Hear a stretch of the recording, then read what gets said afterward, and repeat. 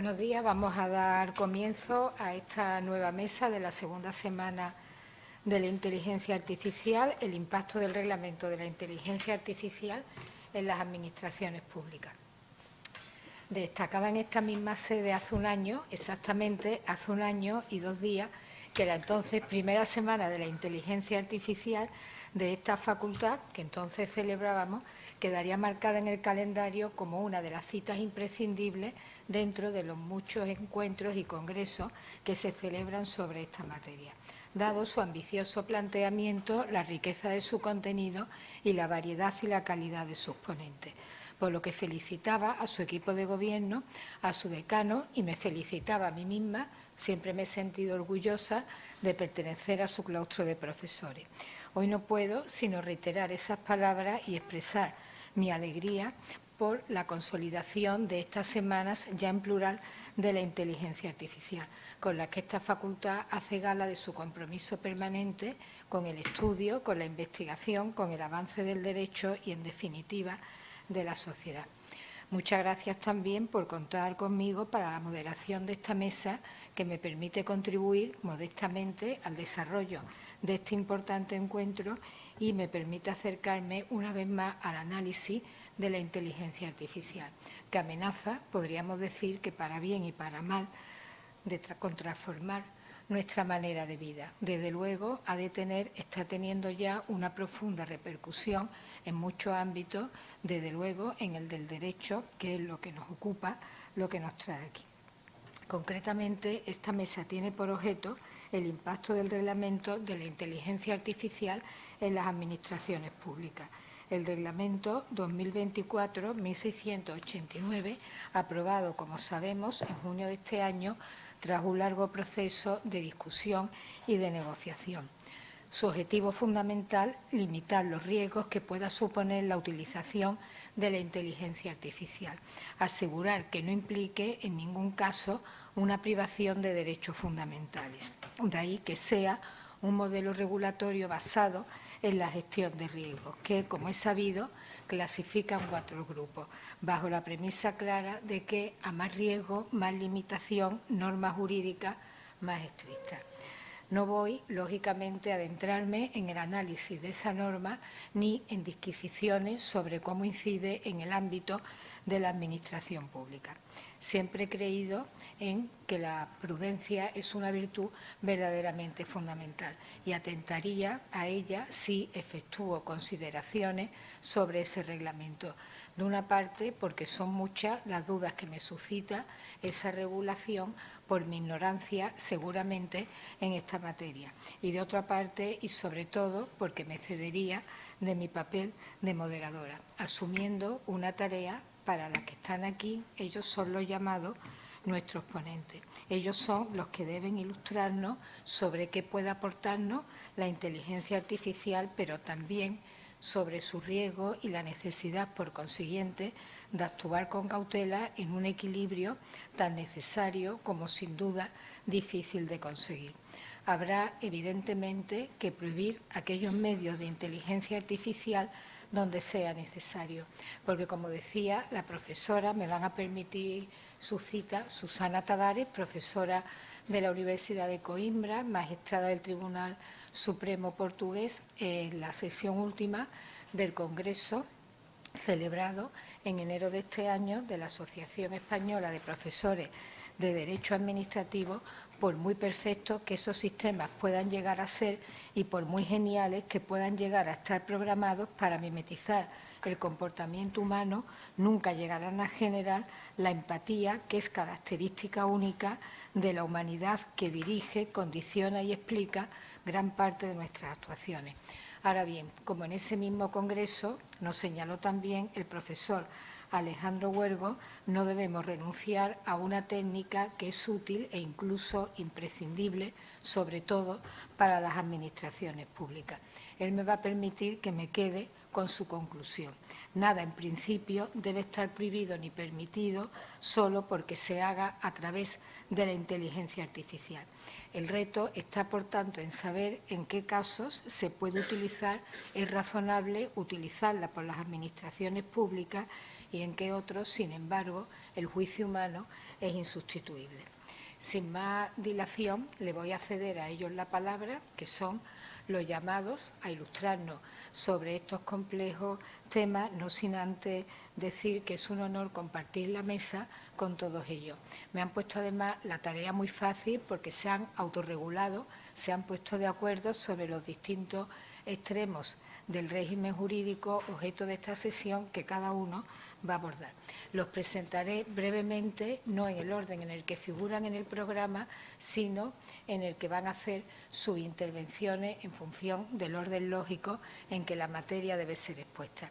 En primer lugar, intervendrá el profesor Alejandro Huergo, catedrático de Derecho Administrativo de la Universidad de Oviedo, investigador pionero y de referencia en el estudio de la inteligencia artificial en nuestra doctrina, como lo demuestran sus muchas publicaciones y proyectos sobre la materia, que me va a permitir, para ser breve, que no detalle. Es además vicepresidente de la Fundación Inteligencia Artificial Legal.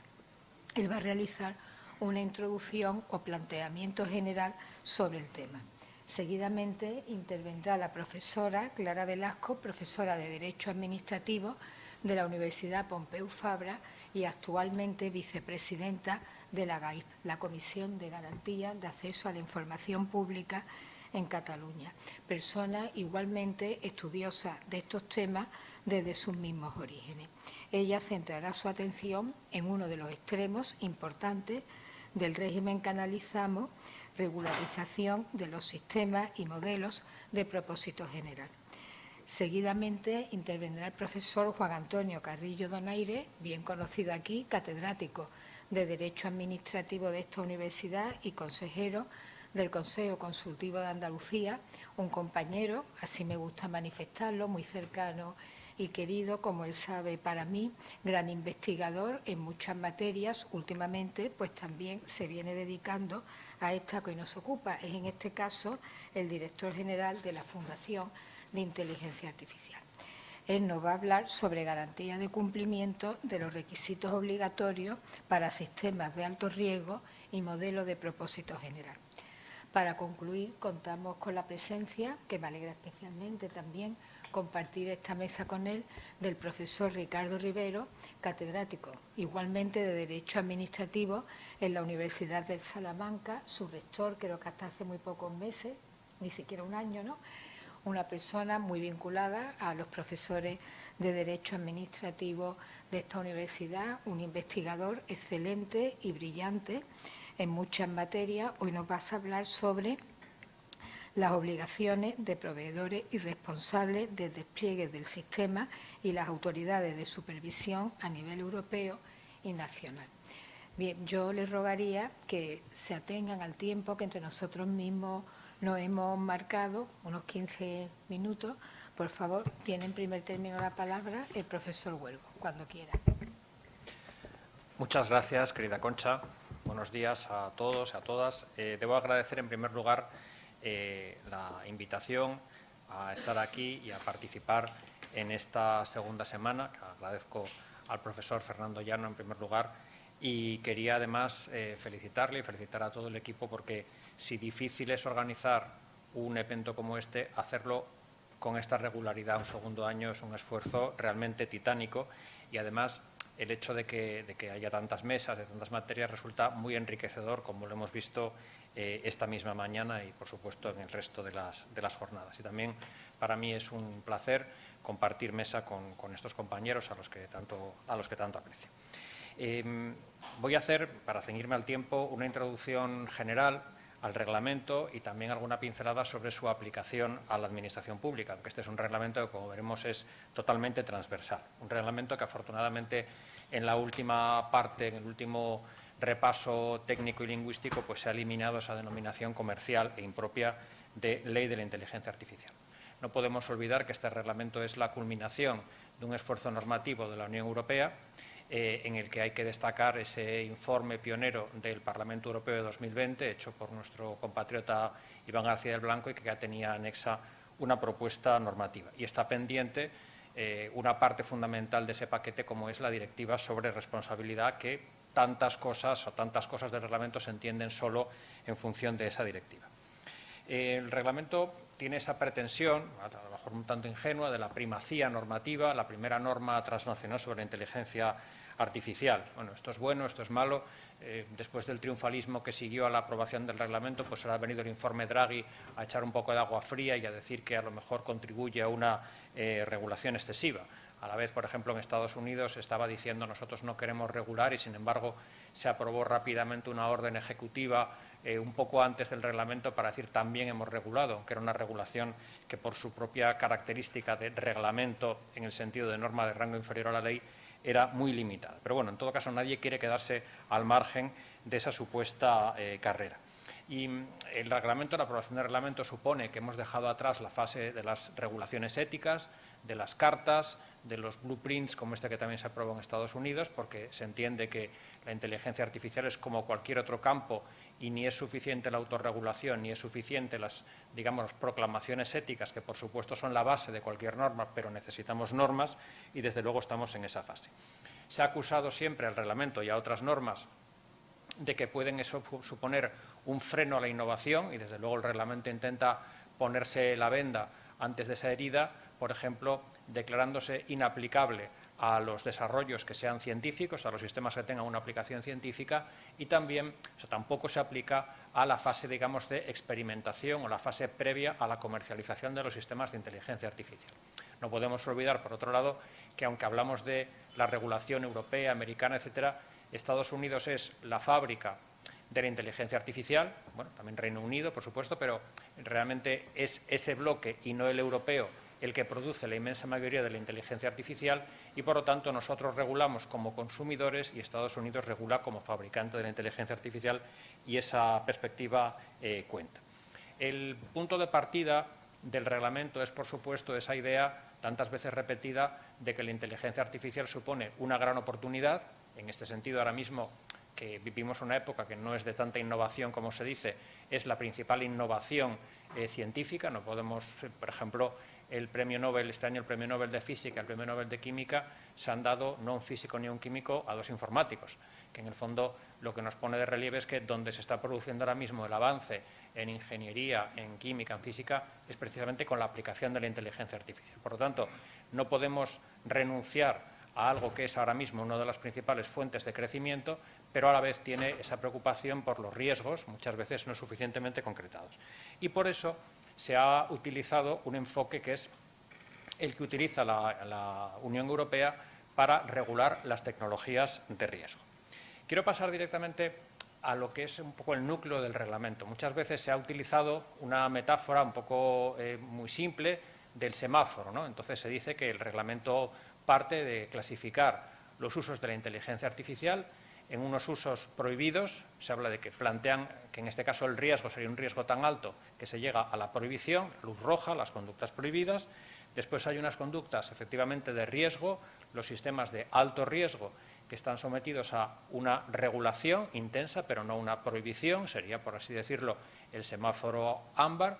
Y luego tenemos unas conductas permitidas, el semáforo verde, que serían las conductas que tienen un riesgo más bajo y para las que, en su caso, se establecen unas reglas de transparencia, también otras directamente permitidas. Bueno, yo creo que ese enfoque, siendo descriptivo, es un enfoque que no se adapta a la realidad y voy a explicar por qué. Yo creo que este reglamento tiene varios reglamentos en uno. Y, de hecho, hay países como California ahora mismo, bueno, países entre estados de Estados Unidos que están regulando y que regulan por separado esas partes. Quiero decir que, por una parte, está la regulación de las aplicaciones de la inteligencia artificial, de los usos de la inteligencia artificial, de los resultados de la inteligencia artificial que, por ejemplo, en algunos casos se pueden prohibir, como se está prohibiendo los sistemas de puntuación, como se prohíbe en ciertos casos el deepfake, los sistemas que sirven para, por ejemplo, digamos, adulterar resultados electorales. Es una manera de regular que, insisto, prohíbe, regula resultados, aplicaciones. Aquí se incluyen, desde luego, las conductas prohibidas que establece el artículo 5 del reglamento y luego también las reglas que se establecen para ciertas conductas, como es, por ejemplo, la detección de emociones, por supuesto, el deepfake, los contenidos generados, por ejemplo, noticias generadas artificialmente, para los que se establecen reglas de conducta. Pensemos que esta forma de regular no se mete en las interioridades de la inteligencia artificial. Es decir, cuando se explica que una imagen que sea generada con inteligencia artificial tiene que tener una marca de agua, no me preguntan, o sea, el reglamento no le dice al fabricante si tiene que tener muchos datos, pocos datos, si lo tiene que haber testado, no. Lo único que dice es, donde haya una foto generada tiene que haber una marca de agua. Ese tipo de regulación de las aplicaciones, de los resultados, que es menos invasiva para las tecnológicas, porque las tecnológicas allí nadie se mete, simplemente con que no salga una imagen que no lleve marca de agua ya está. Eso se acepta también en Estados Unidos y, de hecho, en California se ha aprobado una ley para esto. Y luego hay otra parte del reglamento, que es la de los sistemas de alto riesgo, donde se está regulando la sala de máquinas de la inteligencia artificial. Es decir, se está estableciendo, con independencia de para qué se vayan a utilizar, cómo tienen que crearse unas normas, digamos, ya previas en la fase aguas arriba, por así decirlo. Y esa manera de regular es la que en Europa se contiene en el reglamento y precisamente es lo que se toma del típico derecho europeo de prevención de riesgos, y en California está generando muchísimos más problemas. De hecho, como habrán oído probablemente, el gobernador de California, la ley de las conductas prohibidas la ha aceptado, la ley de los sistemas de alto riesgo, la ley que establece que para los sistemas que tienen un nivel de computación muy alto, la ha vetado. La ha vetado teóricamente porque también quiere transparencia, pero bueno, dice expresamente porque esto puede alterar la innovación, porque son unas reglas de conducta demasiado vagas, que es precisamente lo que sucede con el reglamento, y también, un poco criticándose el enfoque de los riesgos, se ha dicho que la inteligencia artificial debe ser regulada desde la ciencia, no desde la ciencia ficción, o sea, entendiendo que se están estableciendo unos requisitos al funcionamiento que puede que se base en una percepción de riesgos equivocada. En el fondo, y por eso decía la relación con la responsabilidad civil, uno de los problemas que está en juego en esa normativa de California es precisamente si esos sistemas de inteligencia artificial son hechos responsables de lo que después se haga con ellos, de los daños que se puedan causar. Y esto es importante porque, como ustedes saben, una de las reglas básicas que ha habido en el desarrollo de Internet, eso se llama la sección 230, si no me equivoco, que hay en Estados Unidos desde principios del siglo XXI, la norma que dice, bueno, una aplicación de Internet, un buscador, un agregador de noticias, una red social, pues no es responsable de los contenidos que circulen. Todo lo más tendrá que moderarlo. Pero si alguien, por ejemplo, son casos reales, se suicida porque ha visto en redes sociales muchas cosas, por ejemplo, de aspecto físico y se ha empezado a sentir mal y se acaba sintiendo muy mal, eso no es culpa de la red social. Bueno, sobre eso hay litigios en este momento. Y precisamente esa falta de responsabilidad ha sido el gran motor de las tecnológicas, porque ellos, bueno, pues pueden hacer crecer su negocio sin demasiadas preocupaciones, y precisamente eso se está planteando ahora, y en esa ley de California que ha sido vetada se planteaba con los sistemas de inteligencia artificial. Entonces yo creo que dentro del reglamento habría que separar y habría que entender que hay una parte de prohibición de conductas que no entra en la sala de máquinas de la inteligencia artificial, que es, paradójicamente, aunque sea prohibitivas, menos invasiva para las tecnológicas, y hay otra parte en la que, cuando los sistemas sean de alto riesgo, el reglamento entra en la sala de máquinas de la inteligencia artificial, les dice cómo tienen que hacer las cosas con unos requisitos genéricos que a veces son difíciles de cumplir. Bien, no hay tiempo, por supuesto, para ver cuáles son todas esas conductas prohibidas, y yo creo que tampoco es el objeto de esta parte de introducción, pero sí quería, ya en el tiempo que me queda breve, hacer referencia a otro aspecto importante del reglamento. El reglamento copia, digamos, es una adaptación a la inteligencia artificial de los reglamentos que se ocupan de técnicas de riesgo, desde los juguetes a los ascensores, a los coches, y esos reglamentos que se referían a productos que sí se fabrican en Europa, no tanto lo mismo que la inteligencia artificial, lo que intentan es evitar que las normas de seguridad que se establezcan a nivel nacional impidan la libre circulación. O sea, el enfoque es garantizar la libre circulación dentro de Europa. Y claro, eso supone que las normas que se establecen en estos reglamentos, las de los juguetes, pero también las de la inteligencia artificial, son normas armonizadoras, normas que impiden que los Estados aprueben normas adicionales. Es decir, yo establezco unas normas de seguridad, pero tú ya no las puedes establecer. Yo las establezco en el reglamento para que tú, país, Estado miembro, no puedas hacerlo. A diferencia del convenio marco del Consejo de Europa que se ha aprobado ahora, que es una norma de mínimos. El reglamento no es una norma de mínimos, es una norma de mínimos y de máximos, dirigida a armonizar. Claro, eso plantea problemas. Primero, hay excepciones. El propio reglamento dice en materia de protección de datos se aplica el reglamento y la normativa de protección de datos. Por ejemplo, para protección de derechos de los trabajadores también se aplican las normas que puedan establecer los Estados miembros, etc. Pero no solamente es eso, es que ¿dónde queda el derecho administrativo? El derecho administrativo es una norma de los Estados miembros cuando regule la inteligencia artificial que va a quedar desplazada por el reglamento o se va a aplicar el reglamento y además el derecho administrativo nacional. Y yo creo que aquí, y con esto voy terminando, hay una distinción que es clave o algo que hay que matizar bien, y es que el reglamento de inteligencia artificial, sobre todo en los sistemas de alto riesgo, que están identificados en el reglamento de una manera flexible, pero están identificados, el propio reglamento está llamando a otras normas nacionales complementarias. Y ahí es donde tiene cabida, yo creo, el derecho administrativo, puesto que estamos hablando del reglamento y las administraciones públicas. Es decir, el reglamento está diciendo en varios sitios expresamente, en el anexo tercero, son sistemas de alto riesgo, por ejemplo, los que se apliquen en la justicia, los que se apliquen en el acceso a los servicios públicos, siempre que sean admisibles de acuerdo con el derecho nacional. Es decir, el reglamento establece requisitos, límites para la aplicación de los sistemas de inteligencia artificial a esos campos, pero dice que no por ello está admitida esa aplicación, que eso es cosa del derecho interno.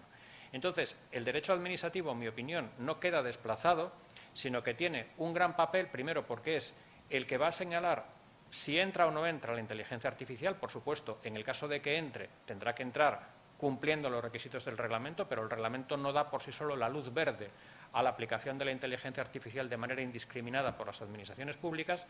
Y después, y sobre todo, porque la inteligencia artificial, y con eso enlazo con lo que se decía en la mesa anterior, es un instrumento que utiliza un órgano administrativo para el ejercicio de una potestad, para la realización de una actividad sujeta al derecho administrativo y, por lo tanto, el reglamento, en mi opinión, no sustituye al derecho administrativo, sino que cuando se utilice la inteligencia artificial como instrumento, porque lo manda la norma, porque lo decide el órgano administrativo en la medida en que pueda hacerlo, tendrá que respetar el derecho administrativo igual que si actuara, igual que si realizara esa conducta, ejerciera esa potestad sin la utilización de la inteligencia artificial. Por lo tanto, en mi opinión, convivencia, acumulación del reglamento, que sería algo que acompaña al sistema de inteligencia artificial desde su fabricación, y del derecho administrativo que regula la actividad en la que se utiliza el sistema de inteligencia artificial. Muchas gracias.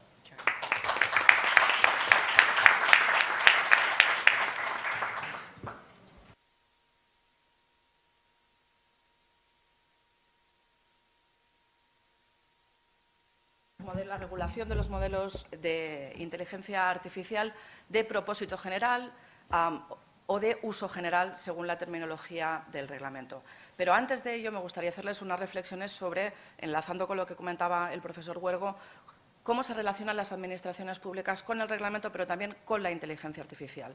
¿Por qué? Porque hasta ahora muchos de los estudios, sobre todo desde la parte administrativista de la academia, nos hemos dedicado a estudiar cómo las administraciones van a implementar, van a usar la inteligencia artificial, olvidándonos de otros aspectos relativos, por ejemplo, a que las administraciones públicas pueden ser proveedoras o pueden estar en consorcios proveedores de inteligencia artificial. Nos hemos olvidado de que la administración pública o las administraciones públicas pueden ejercer un papel de fomento de la innovación tecnológica. Nos hemos olvidado también, en muchos casos, de ver si la inteligencia artificial es una mera herramienta, cómo impacta esa herramienta, por ejemplo, en la distribución territorial del poder, en aquellas competencias que tienen que ver con la autoorganización de las comunidades autónomas, con las competencias de las comunidades autónomas en materia de protección de consumidores y de control de productos, de seguridad de productos, porque todas esas son competencias de las comunidades, no del Estado. Y nos hemos olvidado un poco de estos análisis en pos de entender, porque aquí ya tiene su miga, de entender la regulación del reglamento. Bien.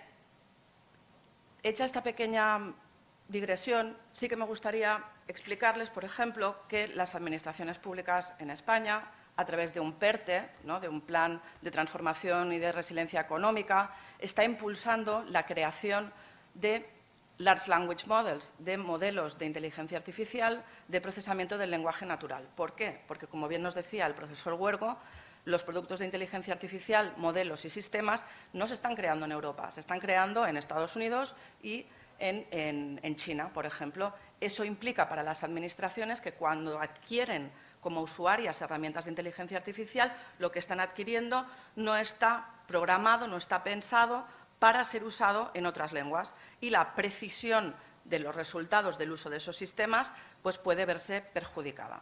Por tanto, ¿qué ha hecho el Estado? Pues a través de un proyecto coordinado de 7 millones de euros, una inversión para que 4 centros de computación, el Barcelona Supercomputing Center, uno en Vigo, uno en Valencia y otro en el País Vasco, generen sus propios modelos de lenguaje en esas 4 lenguas cooficiales. ¿De acuerdo?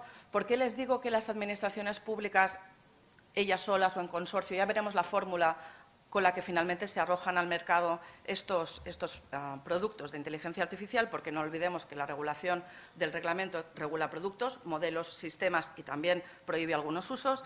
Pues, si nos fijamos en el artículo 3 del reglamento, se nos dice que un proveedor es una persona física o jurídica, autoridad pública, órgano u organismo que desarrolle un sistema de inteligencia artificial o un modelo de inteligencia artificial de uso general y lo introduzca en el mercado o ponga el servicio en el sistema con su propio nombre o marca, previo pago o gratuitamente. Por tanto, esta actividad que está desarrollando el Estado y las comunidades autónomas a través de estos proyectos, por ejemplo, en Cataluña acaba de salir AINA, que es este Large Language Model multilingüe que se ha entrenado con datos masivos de texto en castellano, en catalán y en inglés.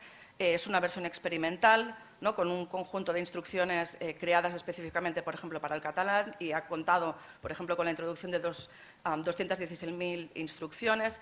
Puede contestar preguntas, puede generar texto creativo, por tanto, es un modelo de inteligencia artificial generativa, puede parafrasear y puede realizar distintas acciones. Y esto es un producto, como les digo, financiado con dinero público. Por tanto, hay una parte de la actividad de los poderes públicos que sí que queda regulada o puede quedar regulada por el reglamento.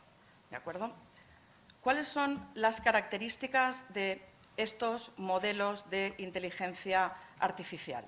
Antes de explicar las características, debemos pensar que los modelos de inteligencia artificial son las bases, los mimbres, por decirlo de alguna manera, sin entrar en complejidades tecnológicas, que posteriormente permiten crear sistemas, ¿de acuerdo?, sobre la base de los modelos, que son pues, operaciones computacionales que permiten, con una entrada, generar determinadas salidas, ¿de acuerdo? Sobre ellos se construyen interfaces que después van a generar sistemas, como les digo, de inteligencia artificial. Pues, ¿cuáles son las características de estos modelos de general purpose de inteligencia artificial o modelos de uso general? Pues que son capaces de realizar diversas tareas, pueden adaptarse a funciones que no estaban inicialmente previstas cuando se creó el modelo, y como ejemplos conocidos tenemos pues, el GPT-3, el GPT-4, que dieron lugar a ChatGPT. ChatGPT sería el sistema y los modelos subyacentes serían los que les estoy comentando. O el famoso modelo DALL-E para la creación y la generación de imágenes, ¿no? ¿Qué sucede cuando la Unión Europea pretende regular estos modelos de inteligencia artificial de uso general? Pues sucede, primero, que hay una confusión terminológica. ¿Por qué? Porque cuando la Unión Europea se topa con la terminología lingüística de la industria, estos modelos se conocían como modelos fundacionales, cuya irrupción en los trílogos no llega hasta bien avanzada la fase de negociación del texto. Eso es lo que comentaba antes la mesa anterior, en el sentido de que fueron Alemania, Francia y Italia los países que intentaron modificar la regulación inicial de los modelos fundacionales, y hubo bastante actividad de lobby, para que finalmente se desgajaran esos modelos fundacionales que se consideraban de riesgo limitado o de bajo riesgo, para que al final se consideraran modelos de inteligencia artificial de propósito general y consiguieran desgajarlos en dos categorías distintas. ¿De acuerdo? Como les decía antes, este conjunto de algoritmos y enfoques computacionales que están específicamente dispuestos y diseñados para simular y reducir capacidades cognitivas y de razonamiento humanos, ya sean instaladas en hardware o de manera independiente como software, facilitan el aprendizaje y la realización de tareas que, por norma general y hasta la fecha, siempre habían requerido de la inteligencia humana. Por ejemplo, permiten tomar decisiones, permiten procesar lenguaje natural o permiten reconocer patrones. ¿De acuerdo? Los grandes tipos de modelos de inteligencia artificial de propósito general pues pueden ser basados en lenguaje, los Large Language Models, pueden ser de análisis de sentimientos, pueden generar sistemas expertos o también existirían aquellos de reconocimiento de objetos. ¿De acuerdo? Problema, que cuando obtenemos una definición de estos modelos tecnológica, vemos que esa imprecisión del lenguaje natural nos lleva a introducir en la decisión del legislador europeo pues imprecisiones normativas. Por ejemplo, cuando dice que estos modelos se han entrenado con grandes volúmenes de datos. ¿Qué entendemos por grandes volúmenes de datos? Habrá una decisión posterior en un código de buenas prácticas o en una norma técnica que deberá aclararnos específicamente cuando estamos delante de un modelo que se haya entrenado con grandes volúmenes de datos. También tenemos dificultades para prever los riesgos y los efectos adversos de estos modelos. ¿Por qué? Justamente por esa capacidad que tienen de adaptarse y desarrollar tareas o labores que no estaban previstas en su diseño anterior. ¿Quién va a conocer perfectamente cuáles son los riesgos y los efectos adversos que puede generar esos modelos? Los propios desarrolladores de los modelos, ergo la industria. Por tanto, si no obligamos a la industria a ofrecer información suficiente sobre los riesgos y los efectos adversos, la regulación que se pueda establecer, ya sea por la Unión Europea, ya sea por Estados Unidos, se va a quedar siempre corta. Por tanto, tenemos una legislación que en principio parece que está ajustada y que es adaptada a los sistemas emergentes de inteligencia artificial y que se pretende flexible. ¿Por qué es importante considerar que las administraciones públicas, con la fórmula que sea, pueden llegar a ser consideradas proveedores de modelos de inteligencia artificial de uso general? Porque toda la regulación pivota sobre las obligaciones, sobre todo de tipo informacional, que se exigen a estos proveedores. ¿Por qué? Porque, como les he dicho, sobre los modelos se construyen sistemas, ¿de acuerdo?, que son los que finalmente se van a poner en el mercado. ¿De acuerdo? Para poder cumplir con la normativa, los proveedores de estos sistemas deben entender perfectamente cómo funciona el sistema y deben ser capaces de explicarlos para que los proveedores intermedios o los usuarios finales puedan cumplir con las exigencias que les exige o que les impone el reglamento. ¿Qué medidas impone el reglamento para garantizar que los proveedores, por tanto, también en su caso, eventualmente las administraciones públicas, puedan cumplir con estas obligaciones? Pues les obligan a elaborar y mantener actualizada determinada documentación técnica, deben facilitar información sobre el modelo para proveedores posteriores y deben tener esa documentación a disposición tanto de la Oficina de Inteligencia Artificial de la Unión Europea como de las autoridades nacionales cuando sean competentes.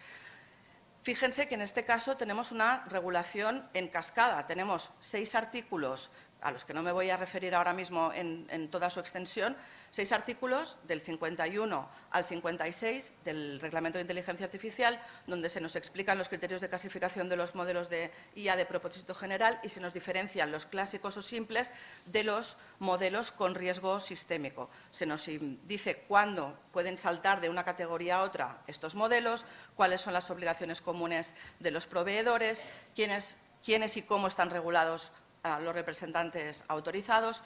Hay algunas obligaciones específicas para los modelos con riesgo sistémico y, finalmente, puesto que la regulación del reglamento no agota en todo su conjunto los posibles efectos adversos y la determinación de qué se debe considerar un modelo fundacional de propósito general con riesgo sistémico, esa decisión la acaba derivando en buena medida a lo que se establezca en los códigos de buenas prácticas y posteriormente en las normas técnicas que se acaben aplicando. ¿Cuándo un modelo de los que les estoy comentando puede ser considerado como un modelo con riesgo sistémico. ¿De acuerdo? ¿Por qué? ¿Y por qué es importante esta definición? Porque, como les digo, las obligaciones de los proveedores en este caso son mucho más intensivas. Pues sería el caso en el que un riesgo específico de las capacidades de gran impacto de los modelos de IA de uso general, que tienen repercusiones considerables en el mercado de la Unión debido a su alcance y, por tanto, contamos número de usuarios, ¿de acuerdo?, a los efectos negativos reales o razonablemente previsibles en la salud pública, la seguridad pública, derechos fundamentales o la sociedad en su conjunto, que puede propagarse a lo largo de la escala de valor del producto del sistema de inteligencia artificial. Los proveedores de estos modelos, como les digo, tienen sobre todo impuestas obligaciones informacionales. Por un momento tienen que dar documentación técnica detallada, tienen que proveer de información clara sobre el uso y el entrenamiento del modelo, y a los proveedores de modelos con riesgo sistémico, además, se les obliga a desarrollar evaluaciones de riesgos. El reglamento no nos dice cómo deben realizarse esas evaluaciones y, por tanto, nos remite al Código de Buenas Prácticas y, finalmente, nos acabaremos remitiendo a las normas técnicas estandarizadas. Deben comunicar también siempre, cuando se produzca un incidente grave, a la Oficina de Inteligencia Artificial de la Unión Europea y a las autoridades nacionales cuando éstas sean competentes, y deben también tomar medidas en relación con la ciberseguridad. ¿En qué fase estamos actualmente? Pues en la fase de elaboración de este Código de Buena Conducta, una norma de soft law de cumplimiento voluntario, en el que la Oficina de Inteligencia Artificial de la Unión ha llamado a consultas a buena parte de la industria y a todos aquellos sectores, academia, etcétera, que tienen que ver con la puesta en marcha, el control, la verificación de estos modelos de propósito general, y la entrada en vigor de este código, que está en elaboración, de elaboración, dijéramos, de escritura iterativa, ¿no? Se hace un borrador, se vuelve atrás, se vuelve a pedir opinión. Deberá entrar en vigor en el año 25, en mayo del 25, y hay quien dice que lo que se acabe aprobando en ese Código de Buenas Prácticas será la base para la elaboración o para la fijación final de las normas técnicas estandarizadas o armonizadas a nivel de la Unión, que el propio reglamento explicita que únicamente podrán ser aprobadas para la Unión, para el territorio y el mercado común de la Unión, por órganos de estandarización europeos. Y, por tanto, las normas ISO únicamente podrán ser incorporadas a través de decisiones explícitas de los órganos de estandarización europeos. Y hay mucha más tela que cortar, pero me estoy pasando del tiempo y lo dejo aquí. Muchas gracias.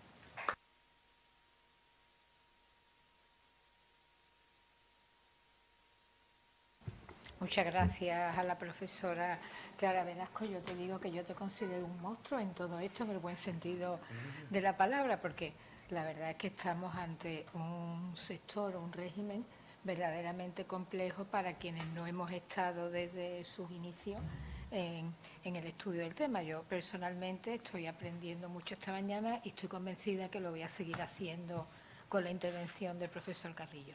Así que cuando quiera. Gracias. Comprenderán que para mí es un placer estar aquí con estos compañeros de mesa. Voy a abreviar un poco, incluso mi intervención, no solo por alivio de la señora moderadora, para que tenga además tiempo el público para tener un debate, sino porque, y ni por una razón de cortesía, por ser yo el único sevillano de la Universidad de Sevilla de la mesa, sino porque soy el más ignorante de todos los que la componen y, por lo tanto, tengo menos que contarles a ustedes. Me voy a centrar en una cuestión del reglamento que he podido estudiar gracias, y lo tengo que decir así, al papel que tiene como IP en el proyecto de investigación en el que participó Alejandro Huergo, que es quien me conminó a estudiar estas materias para una publicación colectiva que ahora va a ver la luz.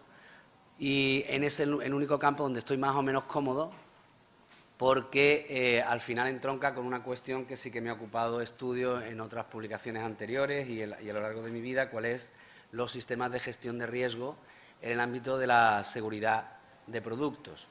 Porque esa es la clave, se tratan como productos. Los sistemas de inteligencia artificial son productos desde la perspectiva regulatoria y son productos a los que como tal se trata desde esa perspectiva regulatoria. Esto es muy importante, lo ha señalado el profesor Huergo, que aquí el enfoque es un enfoque de mercado, es un enfoque de consumidor, y que solo se mete el marco normativo dentro de las tripas o dentro de la sala de máquinas del algoritmo en la medida en que se le puedan exigir a algunos de esos sistemas obligaciones de resultado.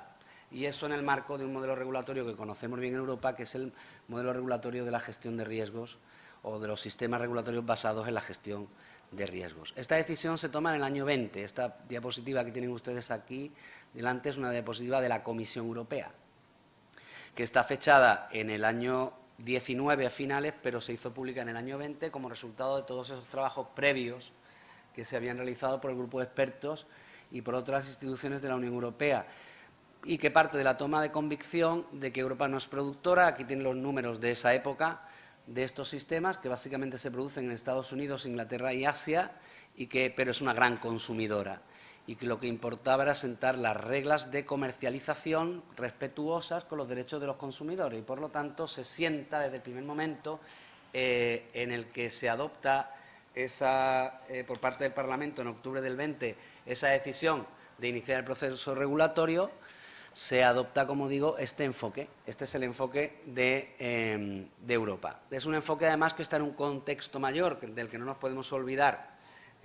Antes hablaba el profesor Huergo de la reforma de la Directiva de Responsabilidad Derivada del daño que ocasiona o se ocasiona con intermediación de estos productos.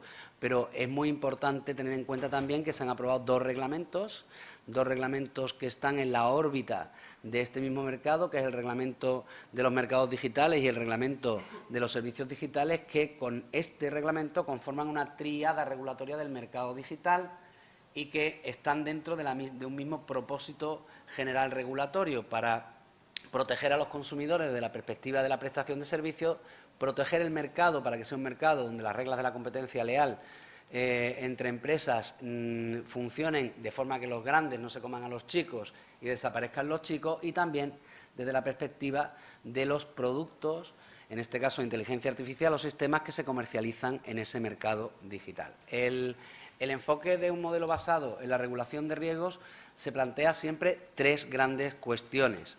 La primera gran cuestión es la del conocimiento del riesgo, que es tanto como de la potencialidad del daño, para establecer un régimen de prohibiciones o de autorización siempre que esos productos cumplan determinados requisitos. Esto vale igual para una lavadora que para cualquiera de las máquinas que yo tengo aquí delante, un producto electromagnético o para un algoritmo, para un sistema de inteligencia artificial.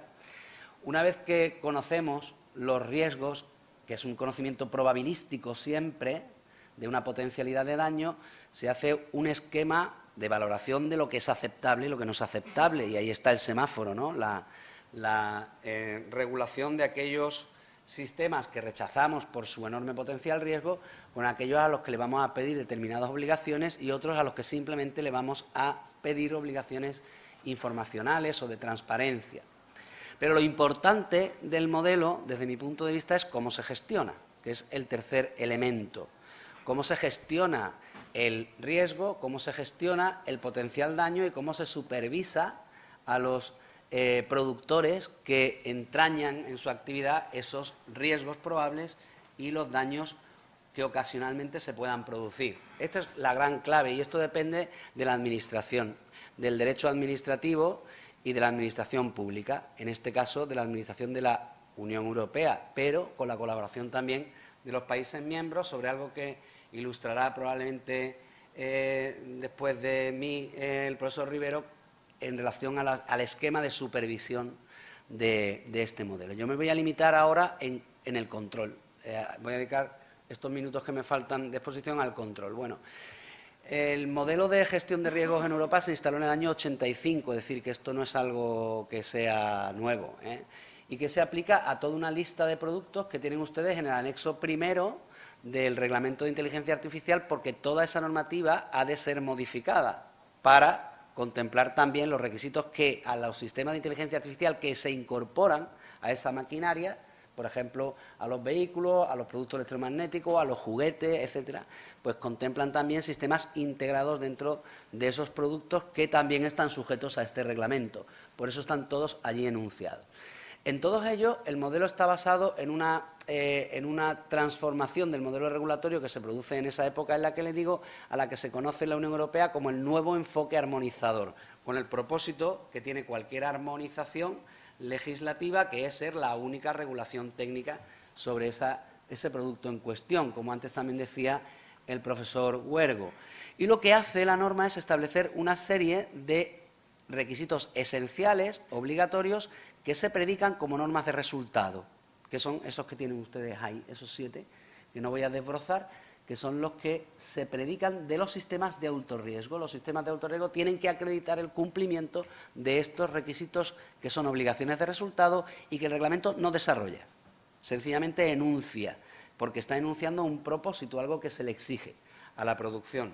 ¿Cómo se hace o cómo se transforma esta exigencia de resultado en la práctica? ¿Cómo un productor acredita que cumple con esos objetivos?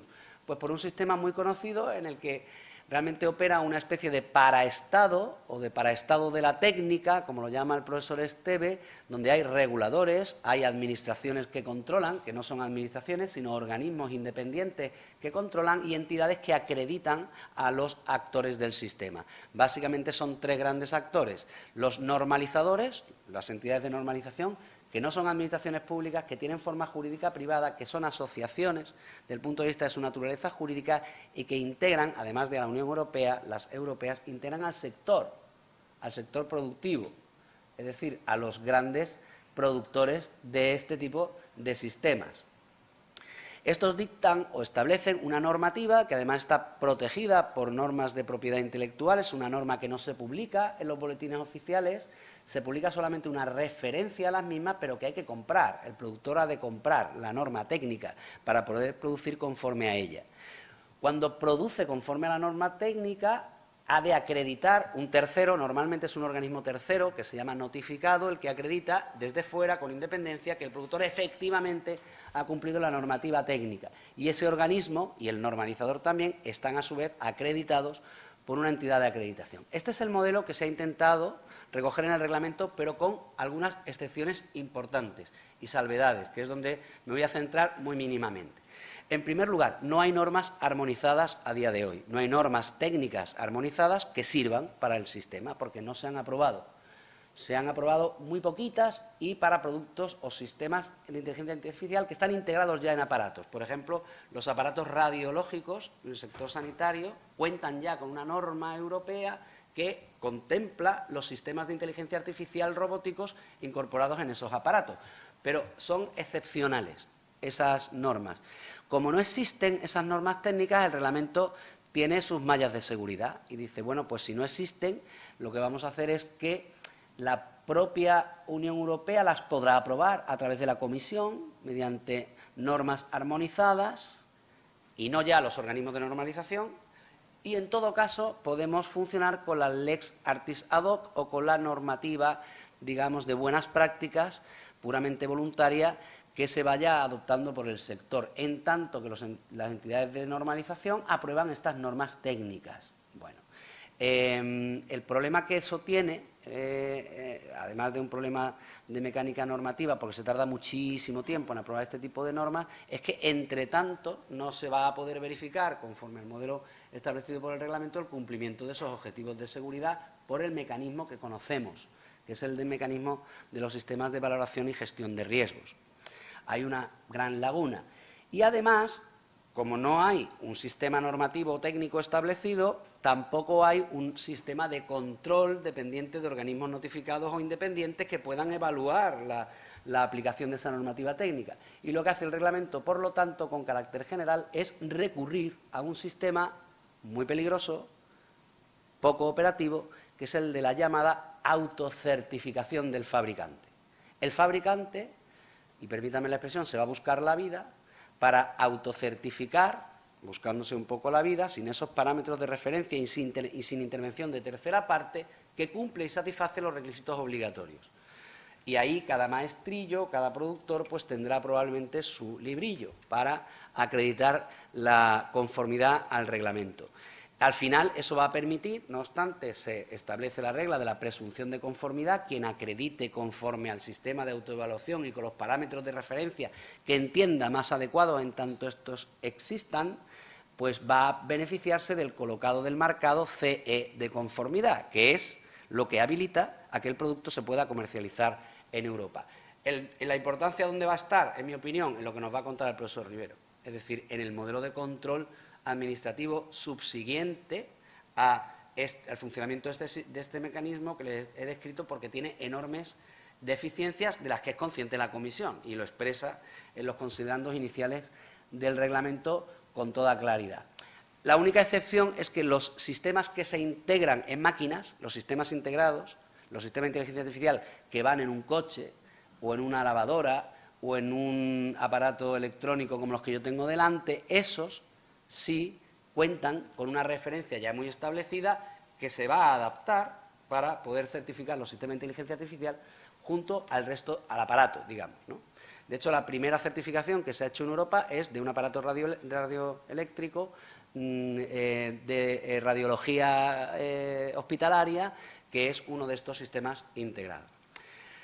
Y si me queda un minutillo, un minuto me queda. Pues, ¿qué pretendemos con esto, no? Como en la Semana de la Inteligencia Artificial del año pasado, y esto es una idea prestada, nos expuso la profesora holandesa Anne Meubesse, eso es, Anne Meubesse.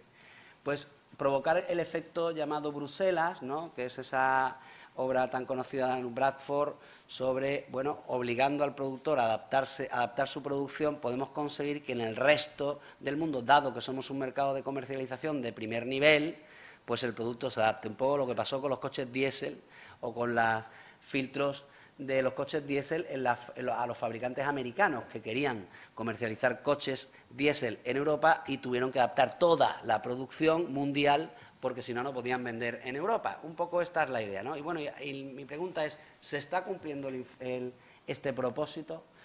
3 datos muy ligeramente. Hace algo más de un año tuvo lugar una primera cumbre sobre la inteligencia artificial que fue una cosa espontánea.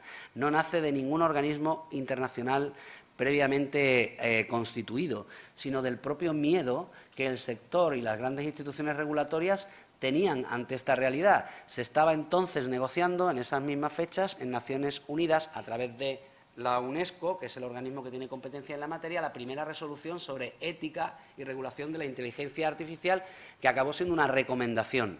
Pero en ese contexto había aflorado el miedo global, había sido advertido por la entonces alta comisionada de Derechos Humanos ante Naciones Unidas, un mes antes de esta circunstancia, y los propios productores y los grandes gurús de la inteligencia artificial provocaron esta reunión, donde fueron los Elon Musk y compañía, y también fue la Unión Europea, Ursula von der Leyen. Y allí, en ese palacio que es muy conocido porque está al norte de Londres, el Palacio de Bletchley, donde se descifró en la máquina Enigma, que era en la que utilizaba la seguridad alemana en la Segunda Guerra Mundial, habrán visto quizá ustedes la película, se llega a la determinación de que hay que aprobar normas técnicas, porque sin esas normas técnicas no tenemos la encarnadura del propósito regulatorio.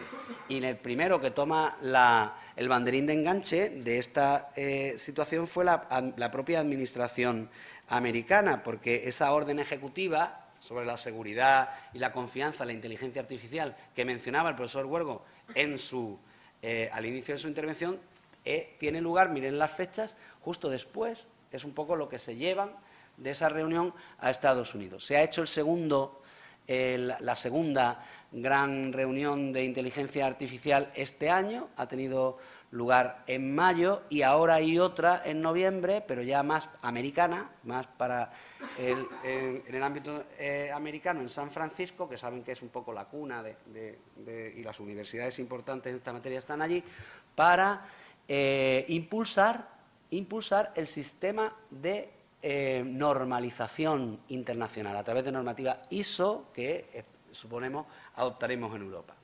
Pues esto, y ya con esto termino, esto que les traigo ahora, ¿qué tiene que ver con la perspectiva del mercado? No miren ustedes el reglamento de inteligencia artificial buscando la solución al problema de la afectación de los derechos, que no están en primer lugar, no es el objeto regulatorio, se está protegiendo al consumidor desde la perspectiva del producto, pero donde está la regulación del enfoque de los derechos, aunque es verdad que es un enfoque de mínimos, es en el convenio marco del Consejo de Europa, no en el reglamento. En la Europa en la Europa de la política, no en la Europa del mercado, la Europa de la política de los ciudadanos, que es la Europa del Consejo de Europa.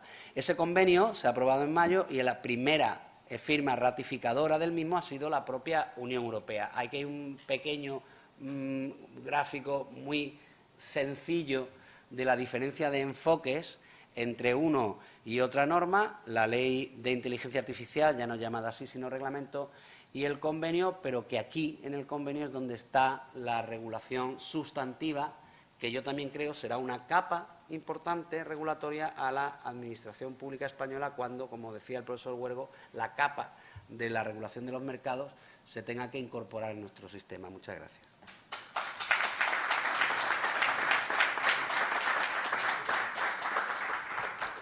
Muchas gracias, profesor Carrillo. Me va a permitir que discrepe de la afirmación de que él realmente no sabe mucho de todas estas cuestiones, porque realmente no es lo que ha demostrado. Yo he tenido además la posibilidad de leer en primicia, porque él me lo facilitó, ese capítulo del libro al que se ha referido, y como estoy además convencida que el resto de los capítulos serán excelentes, pues creo que va a ser una obra, no sé cuándo saldrá, que todos tendremos que tener muy en cuenta.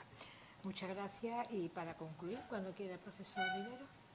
Muchas gracias a la profesora Barrero, que preside esta mesa. Gracias al señor decano de esta Facultad de Derecho de la Universidad de Sevilla. Enhorabuena por una iniciativa, se ha dicho ya, exitosa en su segunda edición y referente a nivel nacional e internacional en el estudio de las cuestiones jurídicas de la inteligencia artificial. Gracias por la oportunidad de aprender de colegas expertos en esta materia. Coincido con la profesora Barrero, la presidenta de la Asociación Española de Profesores de Derecho Administrativo, en que cada uno de ellos ha realizado aportaciones relevantes. A mí me toca completar gran parte de los contenidos de mi intervención sobre obligaciones y derechos de los proveedores y marco de supervisión. Han sido anticipados por la profesora Clara Velasco, por el profesor Carrillo, en su descripción de la estrategia regulatoria adoptada, que es la de la seguridad de los productos, el control del riesgo, y en algún detalle de las obligaciones informativas de los proveedores, de aportación de documentación.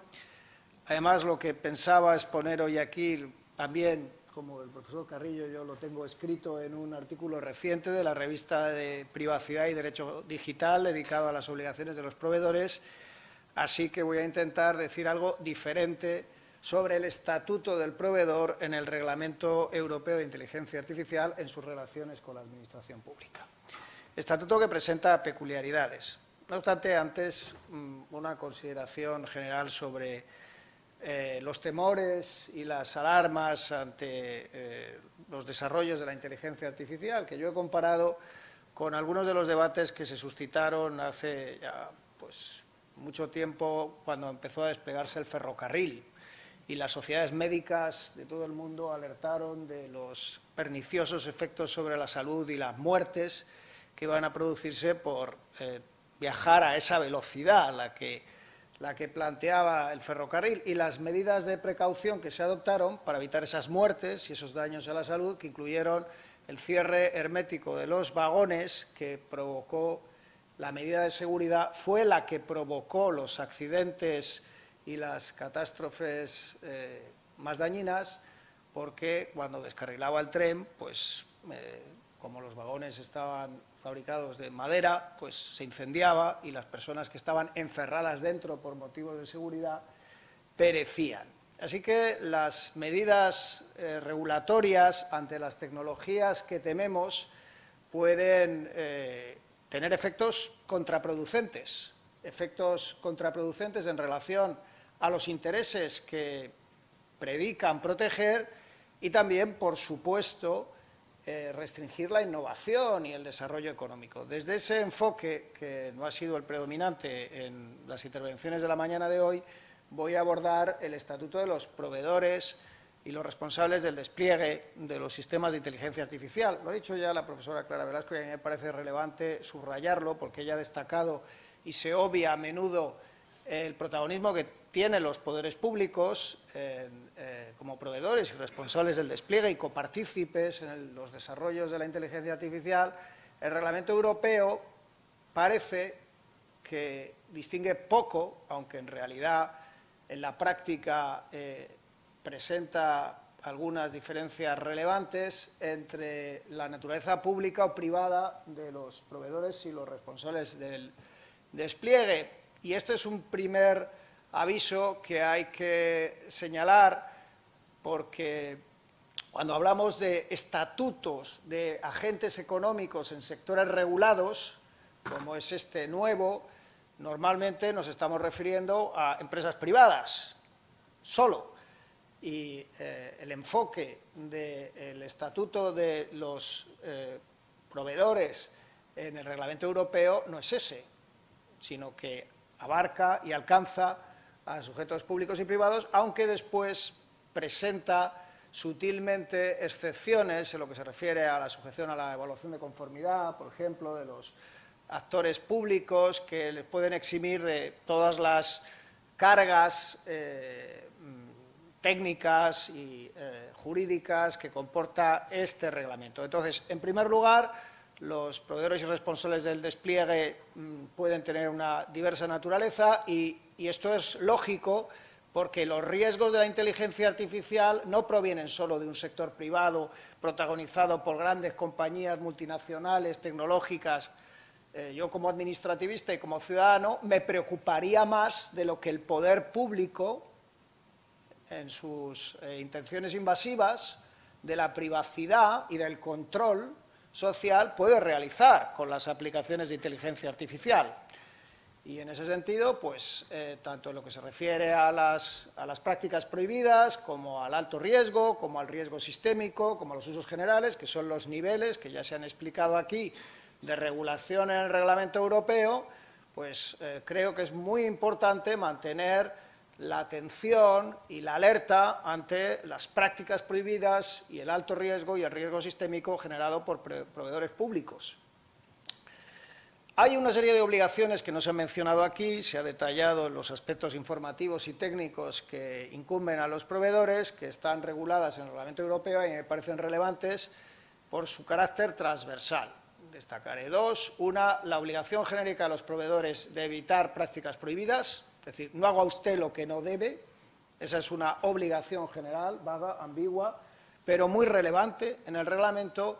Y dos, la obligación de alfabetizar sus plantillas a todas las personas que trabajan en las organizaciones que están afectadas por el reglamento, de manera que comprendan lo que están haciendo.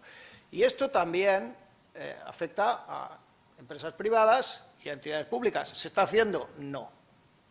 Entonces, ya vamos tarde, porque en las administraciones públicas se empiezan a desplegar, ya que esta mesa está dedicada al efecto sobre las administraciones públicas y el derecho administrativo, todo tipo de sistemas de inteligencia artificial, y no se ha acometido ningún gran proyecto de formación de los empleados públicos para que ni conozcan el Reglamento Europeo ni comprendan los riesgos de los usos descuidados de la inteligencia artificial. La Administración General del Estado está empezando a organizar sus grandes iniciativas de uso de sistemas de inteligencia artificial que afectarán a cuestiones relacionadas con la gestión de personal y la atención al ciudadano, por citar solo dos áreas muy relevantes. Y, bueno, pues puede que se esté planteando, por ejemplo, la utilización de sistemas de reconocimiento de emociones, porque un sistema de reconocimiento de emociones sería muy útil de cara a comprender y percibir la satisfacción del cliente, pero a lo mejor no es compatible con el Reglamento Europeo. Entonces, el conocimiento, la alfabetización y la comprensión y la formación en materia de normas restrictivas del uso de los sistemas es relevante para que no nos encontremos con que haya administraciones o entidades privadas que empiecen a incurrir en prácticas sujetas a limitaciones relevantes por desconocimiento o por falta de activación. Lo ha dicho el profesor Carrillo, faltan las normas técnicas, faltan los códigos de buenas prácticas, los supervisores empiezan a organizarse ahora y hay una laguna en todo lo que se refiere al sistema de exigencia de responsabilidades y al régimen sancionador, que ese también está por por tipificarse hasta sus últimas consecuencias. Bien. Las obligaciones de los proveedores, por subrayar su principal elemento, su contenido, su sustancia, se traducen, como ocurre en tantos sectores regulados, en suministro de información. Los proveedores de sistemas tienen que desnudarse por completo ante los supervisores y suministrarles toda la información que demuestre que no están haciendo nada peligroso y que están cumpliendo todas esas normas que, por cierto, todavía no existen. Lo cual, pues, es un tanto paradójico. Demuéstreme usted, dándome sus datos, que cumple normas que todavía no hemos aprobado y que además va a tener que ayudarme usted a aprobar, porque, como quien tiene el conocimiento tecnológico es el sector, los códigos de buenas prácticas, las normas técnicas, esas normas que son secretas, que hay que pagar por ellas, que tienen una serie de elementos un tanto curiosos en nuestro sistema clásico de fuentes del derecho, normas secretas y de pago, pues no son normas precisamente acordes con la idea de Estado de Derecho que tenemos en la cabeza. Pero bueno, básicamente, pues como se trata de una tecnología que presenta riesgos, hay que estar vigilante.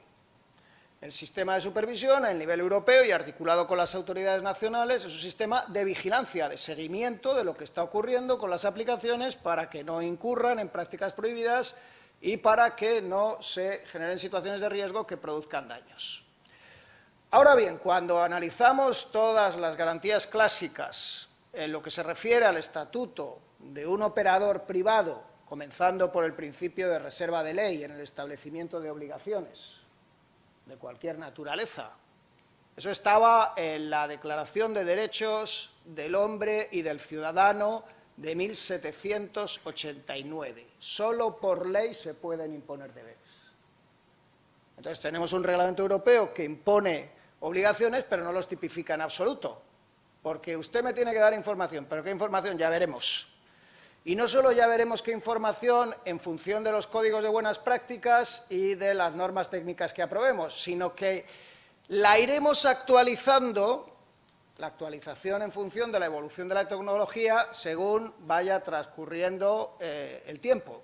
Será un derecho en tiempo real, un derecho de pago creado por los operadores técnicos, no del todo público y en constante reconstrucción, donde queda el principio de legalidad, la previsibilidad de las intervenciones. Las potestades, ya voy terminando, de las autoridades nacionales en el sistema europeo de entidades de supervisión y reguladoras que se despliegue van a ser las clásicas potestades administrativas policiales de limitación y control y van a generar, desde mi punto de vista, serios conflictos si esas autoridades que son inexpertas en este momento se extralimitan o intentan ir un poco más allá de lo que las compañías consideren proporcionado en la exigencia del conocimiento de sus secretos tecnológicos. Ese va a ser el punto de conflicto entre las obligaciones de los proveedores y los límites que pueden atisbarse en un sistema de regulación que presenta quiebras o deficiencias, desde mi punto de vista, en la perspectiva clásica del Estado de Derecho. ¿Qué va a ocurrir cuando una compañía pues, diga que no puede suministrar determinada información? ¿Y eso va a constituir una infracción en sí mismo? ¿Y cómo se van a tipificar las resistencias o los incumplimientos parciales de los deberes informativos de las obligaciones de los proveedores en los reglamentos? ¿Y qué ocurre si no se cumple del todo un código de buenas prácticas y eso produce algún efecto o algún riesgo? ¿Cuál es el alcance del deber de cuidado de los proveedores de sistemas públicos y privados en relación a la posible exigencia de responsabilidades por la vía sancionadora o en el caso de que se produzcan daños? Hay muchas cuestiones jurídicas relevantes por definir, en mi opinión, en el Reglamento Europeo de Inteligencia Artificial, se ha dicho aquí. Hemos pasado de los códigos éticos a las normas, pero las normas que se han aprobado son imperfectas, incompletas, continuarán durante años en construcción, De momento lanzan un mensaje a la industria, podemos controlar lo que ustedes hacen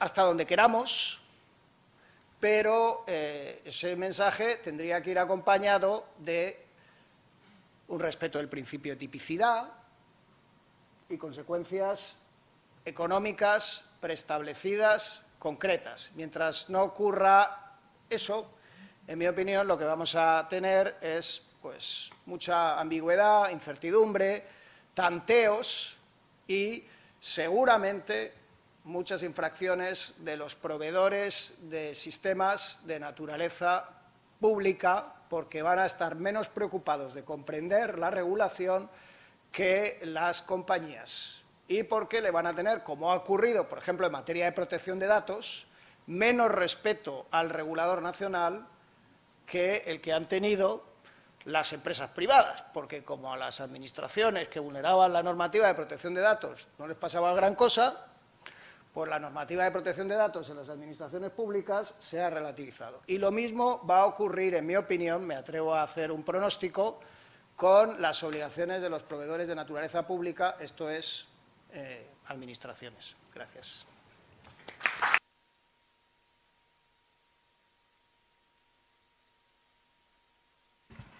Bueno, muchas gracias, profesor Rivero. Una vez más, me admira su capacidad para ilustrarnos sobre una materia sin ni siquiera tener un esquema a mano. Creo que hemos concluido unas intervenciones todas muy interesantes, muy sugerentes, que nos han dado buena cuenta de la complejidad de la materia que tratamos y, por tanto, de la regulación a la que nos enfrentamos. Creo, aunque ya está próxima la hora de conclusión de esta mesa, que podemos abrir un pequeño coloquio. ¿Alguien quiere tomar la palabra? Sí, cuando quiera. Si les parece a los miembros de la mesa, pueden después contestar a todas las intervenciones que se hagan. Sí.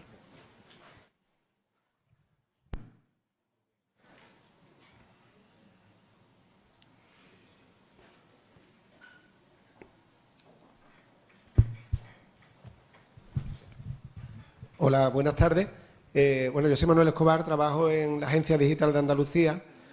Somos los encargados, digamos, de hacer las herramientas informáticas para la Junta de Andalucía, para la Administración Pública Andaluza. Me ha resultado súper interesante la semana entera de inteligencia artificial, me está pareciendo muy interesante.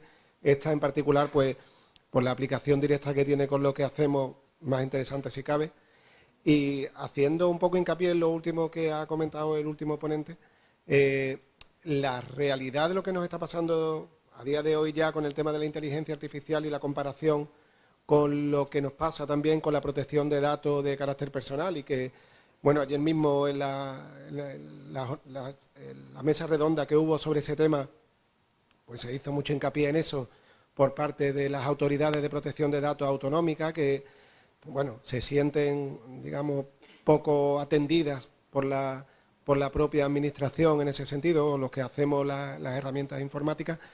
Pero les quería preguntar hasta qué punto, haciendo hincapié en lo que decía, hasta qué punto nos encontraremos en la misma situación, porque no va a haber más regulación o no, porque a día de hoy, después de tanto tiempo como llevamos con el reglamento de protección de datos, todavía nos encontramos en situaciones en las que hay cierta discrepancia en realidad qué es lo que se tiene que hacer, qué es lo que estamos haciendo bien o qué es lo que estamos haciendo mal en las administraciones.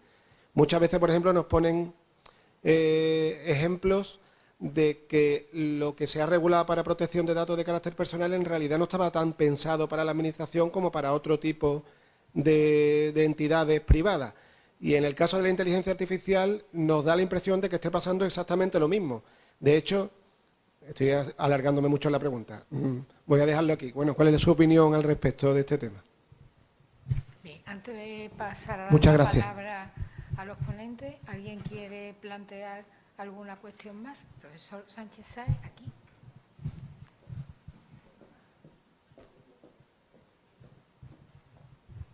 Bueno, muchas gracias, queridos colegas. Yo he aprendido también mucho hoy de vosotros. Y después de escucharos, a mí me surge una duda dogmática, por así decirlo, del derecho administrativo, ¿no? Porque las categorías nuestras propias de la autorización de los productos, a mi juicio, en este tema concreto de la inteligencia artificial, quedan absolutamente superadas.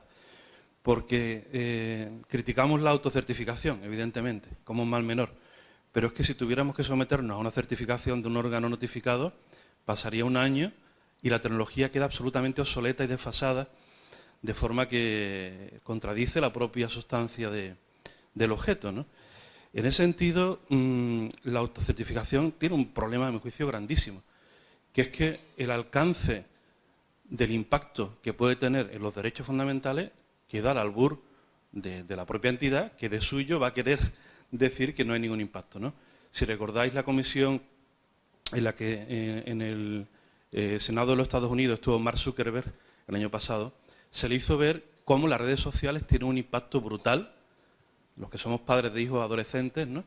En adolescentes, de suicidios, depresiones, de problemas alimenticios, problemas que, por supuesto, el que pone en marcha un algoritmo en la red social no quiere evaluar, ¿no? Entonces, me gustaría que alguno me pudiera dar alguna pincelada sobre cómo este sistema de autocertificación produce un impacto insospechado, inaudito en lo que podrían ser los derechos de los particulares, ¿no? Gracias.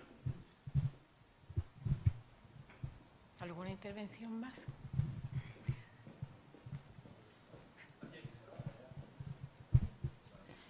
Buenos días, mi nombre es Carolina Wisner, soy de CEU Andalucía y quería primero felicitar a la organización y luego, por supuesto, esta maravillosa mesa que ya en Vigo tuvimos oportunidad de escuchar a todos los ponentes. Yo creo que uno de los retos, y es un tema transversal de cada una de las temáticas que habéis abordado, es la sostenibilidad de la inteligencia artificial. Creo que no basta con el Plan Nacional de Algoritmos Verdes para decir que vamos a cumplir.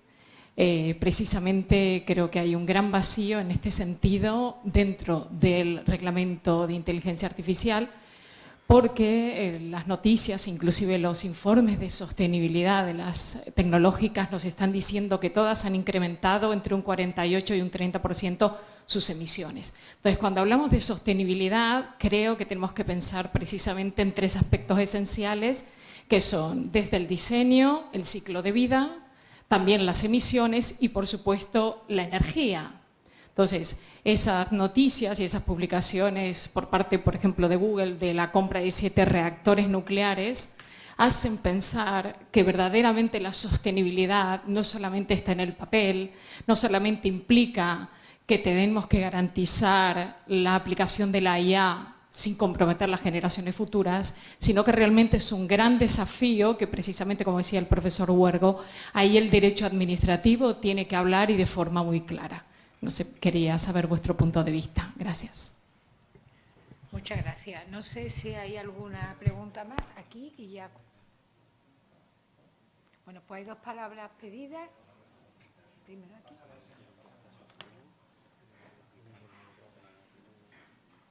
Rogaría, por favor, brevedad para dar paso ahora a los ponentes.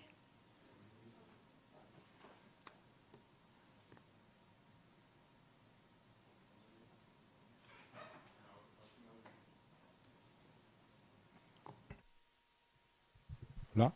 Sí.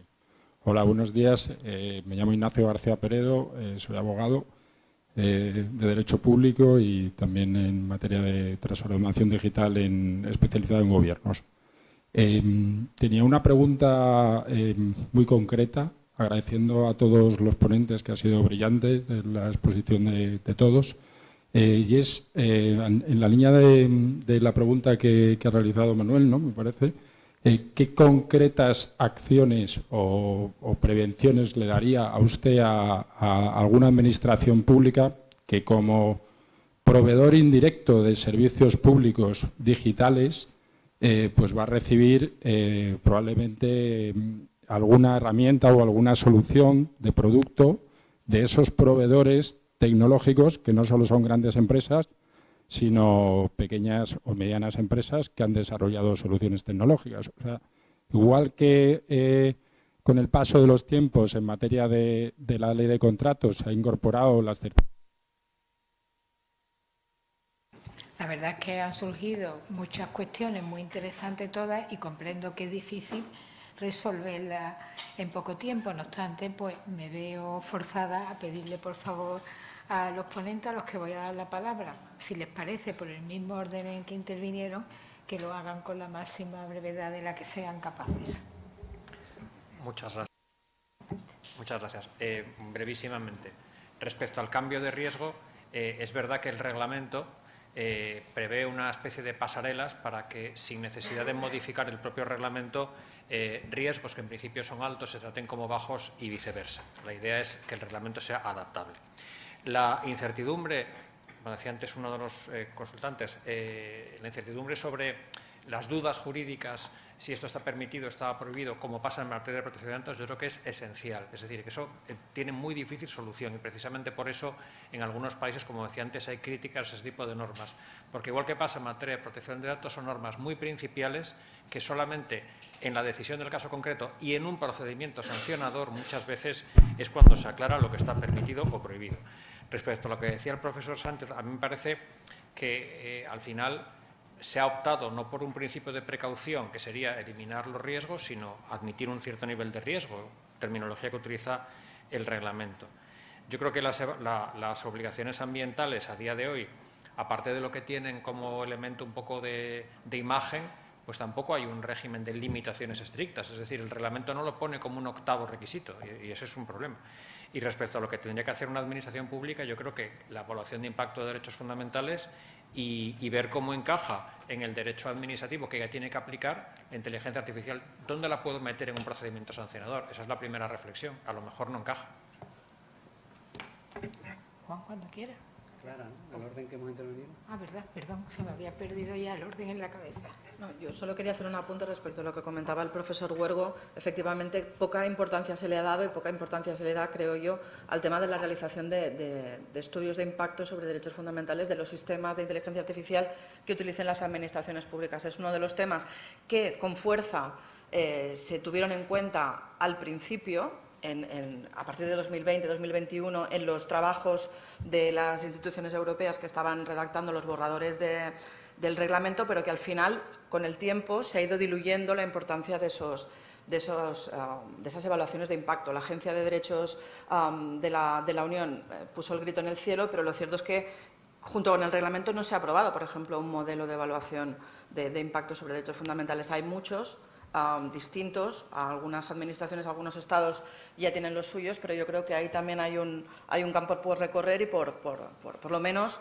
ofrecer a las administraciones un modelo estándar de evaluación de impacto de los sistemas en los derechos fundamentales.